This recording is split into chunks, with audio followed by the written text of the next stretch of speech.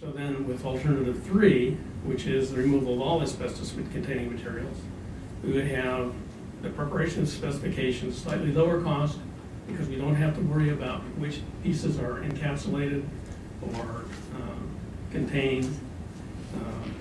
All of the asbestos containing materials are removed, so the specifications are much simpler to draw. The contractor's cost is a little bit more because he's removing more material, and this actually could be less, but I've estimated it high for a reason. There also is a little bit less oversight and clearance associated with the total asbestos removal.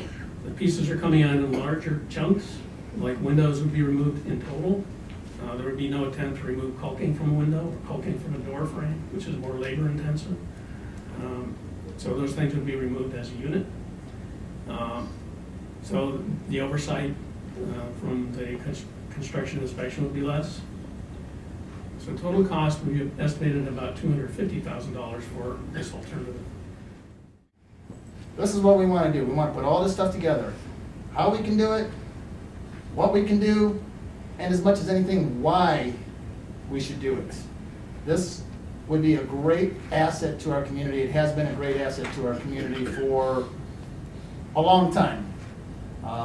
To knock this building down for another shopping center cluster homes is absolutely absurd with all of the vacancies we have in our existing shopping plazas. You're going to see major blight pop open in Giant Eagle. People are going to bail out of there. You're going to have a blighted shopping center over there.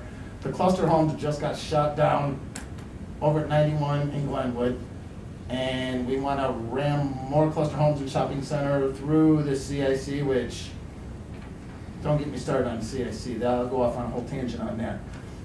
We have several examples of other old school buildings just like this. Euclid has a facility 3 times the size of ours. They have 98% occupancy in this building and it's leased out.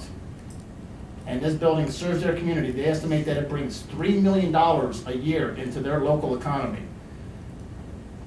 I went to a place in Cuyahoga Falls, has been in existence since 1986. They just celebrated their 30-year anniversary. This building was built in 1930 something. Same exact thing. They took a building, made a nice community center out of this building. Serves their community well. There are examples that this can work. Recently, the United States EPA funded a study to determine the true cost to a community vacant properties bring. Here's a quote from their study. By all accounts, vacant properties are a curse.